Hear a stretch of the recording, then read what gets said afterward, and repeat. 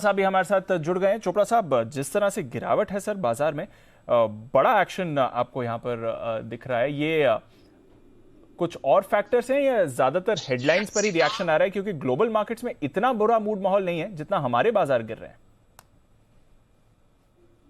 बाजार को काफी चिंताएं हैं वॉर को लेके, इन्फ्लेशन को लेके, क्रूड की बढ़ोतरी को लेके, डॉलर की स्ट्रेंथनिंग को लेके, और ये सारे फैक्टर्स जो हैं वो कहीं ना कहीं बहुत परेशान करने वाले हैं सेंट्रल बैंकर्स को भी। हमारे अभी तक इंटरेस्ट रेट्स को छुआ नहीं गया, हालांकि हमारी इकोनॉमी ट्रैक पे आ रही है। कल जो जीएसटी के नंबर्स आए, एक 1.33 लाख करोड़, वो बहुत अच्छे थे। तो इससे ये कहीं ना कहीं इस बात का द्योतक है कि इंडस्ट्री में एक्टिविटी तो बढ़ रही है, पीएमआई के नंबर्स भी ठीक आए हैं। मगर एट द सेम टाइम ये ग्रोथ बरकरार कैसे रहेगी अगर इन्फ्लेशनरी प्रेशर्स होंगे तो, क्योंकि बैलेंस शीट्स हिट होती हैं, बॉटम लाइन्स हिट होती हैं जब इनपुट कॉस्ट बढ़ जाएंगी। और अगर क्रूड इसी तरीके से भागता रहा, 120 130 हो गया, तो हमारे देश का करंट अकाउंट डेफिसिट का क्या होगा। और इस समय डॉलर भी बहुत बहुत बहुत स्ट्रांग है। तो ये सारे फैक्टर्स कहीं ना कहीं बाजार को चिंता में रखे हुए हैं। ऊपर से जो जियोपॉलिटिकल टेंशन्स हैं वॉर को लेके, वो तो हैं ही, कि कहीं कोई ऐसी घटना ना हो जाए जो किसी ने एक्सपेक्ट भी नहीं करी। तो ये डर है प्राइमरीली, और इस डर में हम लोगों को बहुत ही सिलेक्टिव रहना है। मैं बहुत दिन से बोलता आया हूँ कि बिल्कुल आउटराइटली बाइंग नहीं करनी है, बहुत स्टॉक सिलेक्शन बहुत इंपॉर्टेंट होगा। पिछले आई थिंक 2 दिन पहले जब हम मिले थे तो मैंने बेयर क्रॉप साइंस बोला था और BASF बोला था, और वाडीलाल पे बात हुई थी, और 2-4 स्टॉक्स पे चर्चा हुई थी, मेटल स्टॉक्स पे चर्चा हुई थी। तो मुझे अभी भी लगता है जो कमोडिटी और कमोडिटी से के आसपास के जो जो जो जो स्टॉक्स हैं वो अच्छे रहेंगे। जो खाद्यान्न से रिलेटेड, मैंने GAEL बोला था SPL मिड कैप स्टॉक्स में, और आज आप देखिए GAEL कहाँ पर है।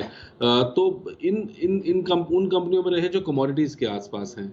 और मुझे फिलहाल चीनी कंपनियां, जो दिग्गज चीनी कंपनियां हैं, वो बहुत अच्छी लगती हैं। धामपुर बलरामपुर जैसी कंपनीज हैं, EID पैरी जैसी कंपनीज हैं जो कि बहुत स्ट्रांग है, जिनका बैलेंस शीट बहुत स्ट्रांग है, उनमें रह सकते हैं। क्योंकि इथेनॉल ब्लेंडिंग जो है, अब फ्लेक्सी फ्यूल की बात जो पहले सिर्फ बातों में थी, अब मुझे लगता है कि इंप्लीमेंटेशन फेज बहुत जल्दी शुरू हो जाएगा। प्रधानमंत्री ने मीटिंग भी की है और गडकरी साहब बहुत क्लियर हैं इस बारे में कि फ्लेक्सी फ्यूल अब भारत में लाया जाएगा। तो इसका सीधा बेनिफिशियरी जो होंगी वो चीनी कंपनियां होंगी। तो अच्छी जो बड़ी चीनी कंपनियां हैं उनमें निवेशित रहें। मुझे लगता है 1 साल की अवधि में ये आराम से 50-60% का रिटर्न आपको देंगे। तो आप शुगर स्टॉक्स पर रखिए नजर, और चोपड़ा साहब कमोडिटी स्टॉक्स पर तो लंबे समय से बुलिश हैं। चोपड़ा साहब, एक हिंडाल्को पर फ्रेश कॉल लूंगा सर, क्योंकि बधाई 600 के लेवल्स की जो आपने हिंडाल्को पर बात करी थी वो तो आपको आते हुए दिख गए हैं। अपडेट लूंगा सर आपसे, उससे पहले कुछ इंपॉर्टेंट चीजें आपकी स्क्रीन पर ले आऊं। हमारे कमोडिटी स्टॉक्स में तो अच्छा एक्शन है, बट रशिया के स्टॉक्स देखिए, रशिया के बाजार आज बंद है, पर जो रशियन कंपनीज लंदन में लिस्टेड हैं उसमें आज आप भारी गिरावट देख रहे हैं। तो ऑलरेडी हमने देखा पिछले 2 दिनों से काफी गिरावट आती हुई दिख रही थी। आज की अगर आप बात करें तो गैसप्रॉम, जो रशिया की ऑयल एंड गैस जायंट है, वो 87% आज लंदन में गिरी है। साथ ही रोजनेफ्ट, अगेन एक और ऑयल एंड गैस जायंट, और जिन्हें एसआर ऑयल का पुरानी डील याद है, रोजनेफ्ट सबको नाम मालूम है, 70% नीचे ये इस समय ट्रेड कर रही है।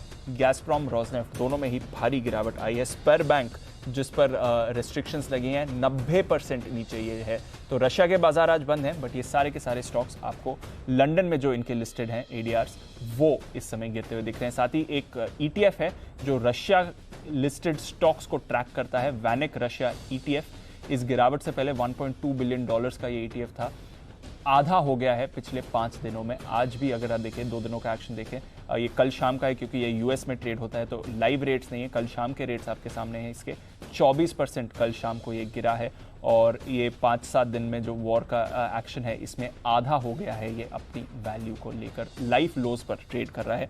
तो फिलहाल रशिया के बाजार बंद हैं, पर जो अपडेट्स हम दे सकते हैं उनकी कंपनीज के बारे में, बाकी जगहों पर जो ट्रेड हो रहा है वो आपके सामने इस समय आते हुए दिख रहा है। तो काफ़ी खराब स्थिति है जहां तक रशिया और रशिया की लिस्टेड कंपनीज का इम्पैक्ट आते हुए दिख रहा है। एक इम्पैक्ट कच्चे तेल पर भी है, इस पर भी हम बात करने वाले हैं। उससे पहले जय के पास चलते हैं उनकी ट्रेडिंग कॉल के लिए।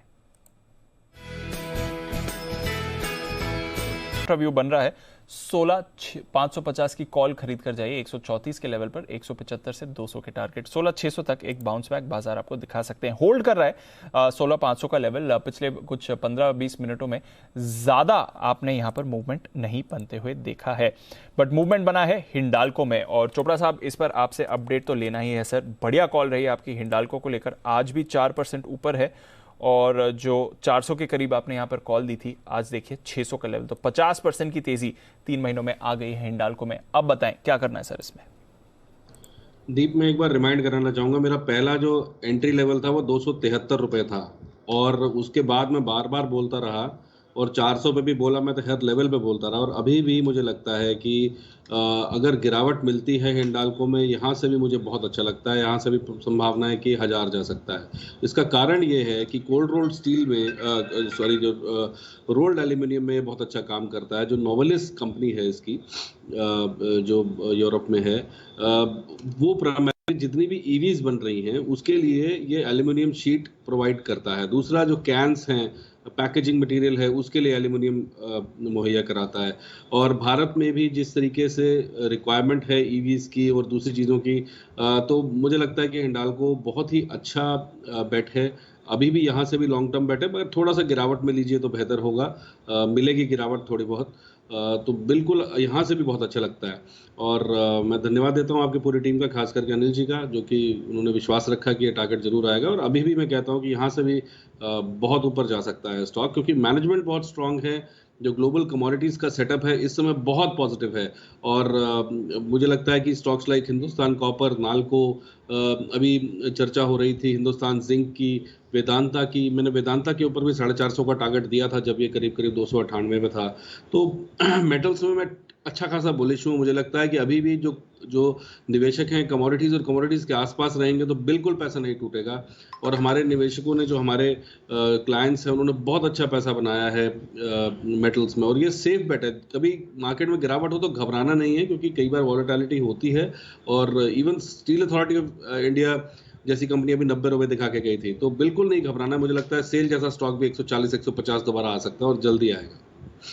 तो 50% की रैली सेल में भी एक्सपेक्ट कर रहे हैं चोपड़ा साहब। हिंडाल्को पर तो उनके जबरदस्त व्यू रहा, और टारगेट्स भी आपको आते हुए दिख रहे हैं, और बाकी कमोडिटी लिंक्ड प्लेस पर भी आपको रखनी है नजर। टाटा मेटालिक्स एक और काउंटर है, थोड़ी लीडरशिप लेने की कोशिश कर रहे हैं। तो मिड कैप आईटी वापस मोमेंटम में आते हुए दिख रहा है, 16,600 पर आ गया है निफ्टी इस समय। चोपड़ा साहब, मिड कैप आईटी पर कोई राय सर? कमोडिटी प्लेस तो अच्छा परफॉर्म कर ही रहे हैं। इस गिरावट से पहले मिड कैप आईटी अच्छे ट्रैक्शन में था, अब गिरावट के बाद कई सारे स्टॉक्स ऊपर से 20-25% नीचे आ गए हैं। वापस एंट्री का समय है सर? देखिए, आईटी सीमिंगली सेफ मानी जाती है, और जब भी बाजार में कंफ्यूजन होता है तो आईटी एक अच्छा रिफ्यूज हो सकता है। तो अगर आप मुझसे पूछें तो गिरावट में यदि आपको स्टॉक्स मिलते हैं तो माइंडट्री जैसी कंपनीज लेनी चाहिए। माइंडट्री इस समय बहुत अच्छे लेवल्स पे है।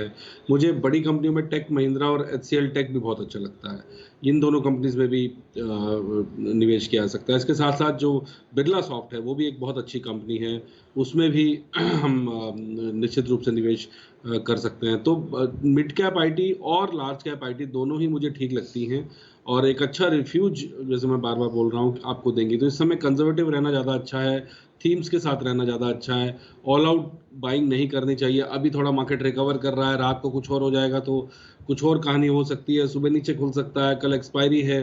तो बहुत सारे फैक्टर्स प्ले कर रहे हैं इस समय पर, और प्लस जो क्रूड और इन्फ्लेशन जो परेशान कर रहे हैं वो अलग है। तो इस बात को अंडरमाइन नहीं करना चाहिए कि मार्केट में अगर थोड़ी तेजी बनी है तो ऑल आउट तेजी नहीं बनी है, या आप मान के चलिए। और मुझे लगता है कॉशियस अप्रोच रखनी चाहिए।